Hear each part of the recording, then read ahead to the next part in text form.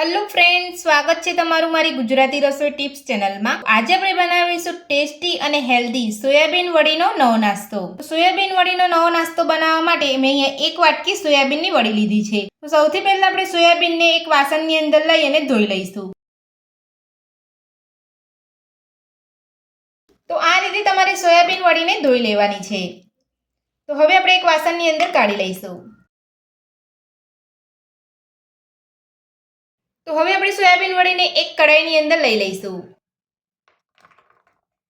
સાથે જ કટ કરેલી 2 ડુંગળી અને 2 ટામેટા ઉમેરીશું।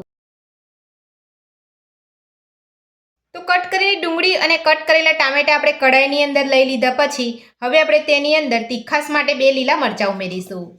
સાથે જ થોડા મીઠા લીમડાના પાન ઉમેરીશું। 8 થી 10 લસણની કળી ઉમેરીશું અને 1.5 ઇંચ આદુને આપણે અહીંયા નાના ટુકડાની અંદર કટ કરી લીધો છે, તે પણ આપણે અહીંયા ઉમેરી લઈશું।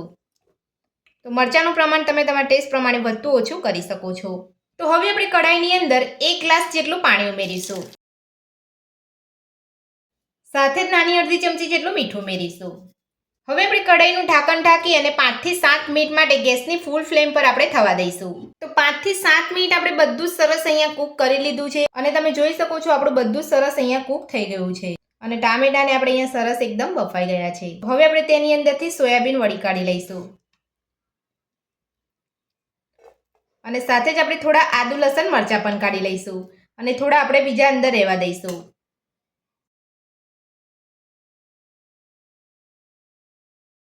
તો બધું જ કૂક કરી લીધા પછી મેં અહીંયા સોયાબીન વડી અને આદુ લસણ મરચાં થોડા કાઢી લીધા છે। તો હવે આપણે સોયાબીન વડીને ઠંડી થવા દઈશું। તો કઢાઈની અંદર આપણે જે ડુંગળી ટામેટા રાખ્યા છે તેને આપણે અહીંયા ઠંડા થવા દઈશું અને ઠંડા થાય ત્યાર પછી આપણે તેમાંથી ચટણી બનાવી લઈશું।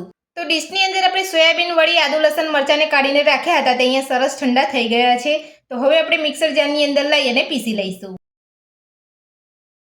તો આ રીતે અહીંયા બધું સરસ અહીંયા ઠંડુ થઈ જાય ત્યારબાદ તમારે મિક્સર જારની અંદર લઈ અને પીસી લેવાનું છે। તો હવે આપણે મિક્સર જારનું ઢાંકણ બંધ કરી અને બધું સરસ પીસી લઈશું। તો સોયાબીન વડી અને આદુ લસણ મરચાં આપણે અહીંયા સરસ પીસી લીધા છે। તો તમે જોઈ શકો છો તો આ જ રીતે બધું આપણે સરસ પીસી લેવાનું છે।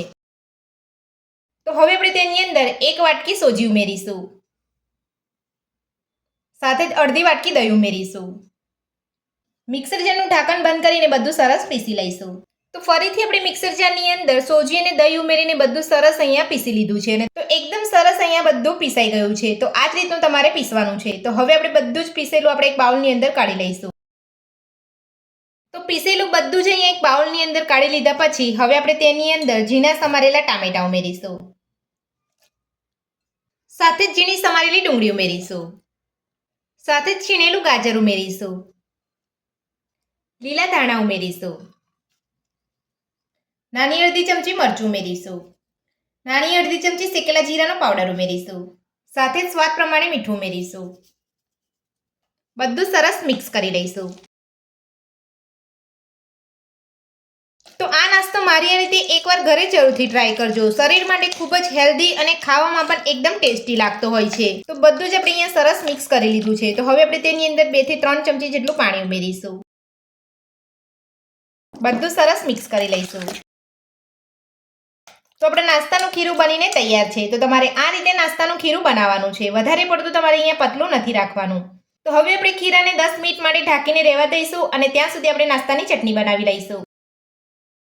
તો ચટણી બનાવવા માટે જે આપણે અહીંયા કઢાઈની અંદર આદુ લસણ મરચાં અને ટામેટા ડુંગળીને અહીંયા ઠંડા કરવા રાખ્યા હતા તે અહીંયા સરસ ઠંડા થઈ ગયા છે। હવે આપણે ટામેટાની ઉપરની છાલ કાઢી લઈશું અને બધું જ આપણે મિક્સર જારની અંદર લઈ અને પીસી લઈશું।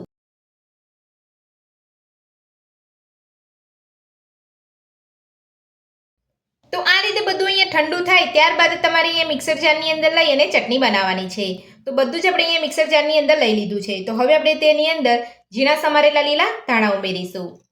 સાથે જ મિક્સર જારની અંદર 2 ચપટી જેટલું મીઠું ઉમેરીશું। આપણે અહીંયા બાફતી વખતે મીઠું ઉમેર્યું છે એટલે તમારે અહીંયા ધ્યાન રાખવાનું છે। મીઠું ઉમેરી લીધા પછી હવે આપણે મિક્સર જારની અંદર 1 નાની ચમચી કાશ્મીરી લાલ મરચું ઉમેરીશું અને મિક્સર જારનું ઢાંકણ બંધ કરી અને બધું સરસ પીસી લઈશું। તો બધું જ આપણે અહીંયા સરસ પીસી લીધું છે। તો હવે આપણે ચેક કરી લઈશું। તો તમે જોઈ શકો છો આપણા નાસ્તાની ચટણી એકદમ સરસ પીસાઈ ગઈ છે। તો હવે આપણે એક બાઉલની અંદર કાઢી લઈશું। તો આ રીતે તમારે બધું પીસવાનું છે। તો આપણા નાસ્તાની ચટણી બનીને તૈયાર છે। તો હવે આપણે ચટણીનો વઘાર તૈયાર કરીશું। તો ચટણીનો વઘાર તૈયાર માટે સૌથી પહેલાં આપણે અહીંયા એક વઘારિયાની અંદર 1 ચમચી જેટલું તેલ ઉમેરીશું. તેલને ગરમ થવા દઈશું.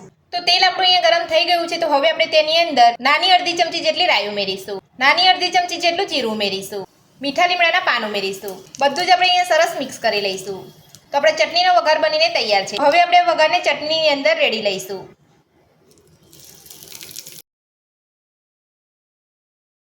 તો આપણા નાસ્તાની એકદમ ટેસ્ટી ચટણી બનીને તૈયાર છે. તો નાસ્તાના ખીરાને ઢાંકી અહીંયા 10 મિનિટ જેટલો સમય થઈ ગયો છે. તો હવે આપણે ચેક કરી લઈશું. તો આપણું ખીરું અહીંયા એકદમ સરસ રીતે સેટ થઈ ગયું છે.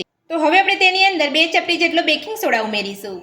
સોડાની ઉપર આપણે 2 ચમચી જેટલું પાણી ઉમેરીશું. બધું સરસ મિક્સ કરી લઈશું.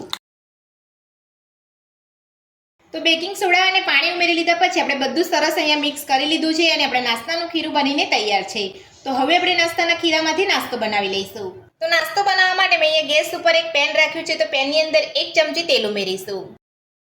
તેલની અંદર આપણે સફેદ તલ ઉમેરીશું અને નાસ્તાનું ખીરું લઈ લઈશું.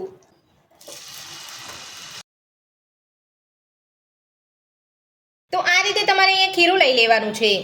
હવે આપણે ઢાંકણ ઢાંકી અને 3 થી 4 મિનિટ માટે ગેસની મીડિયમ ફ્લેમ પર નાસ્તાને કૂક થવા દઈશું.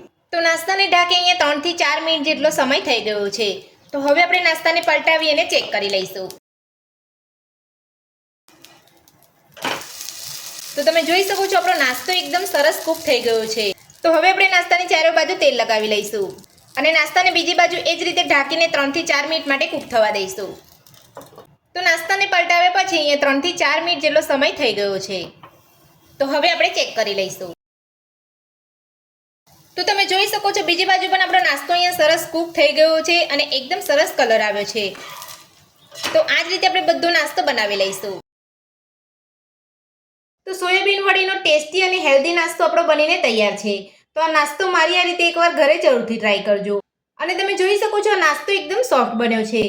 તો આ નાસ્તો બનાવવાની રીત તમને મારી કેવી લાગી મને કોમેન્ટ બોક્સમાં કોમેન્ટ કરીને જરૂરથી જણાવજો. આજની રેસીપી પસંદ આવી હોય તો વિડીયોને લાઇક કરજો, ચેનલને સબસ્ક્રાઇબ કરજો, તમારા મિત્રોને જરૂરથી શેર કરજો. Thank you.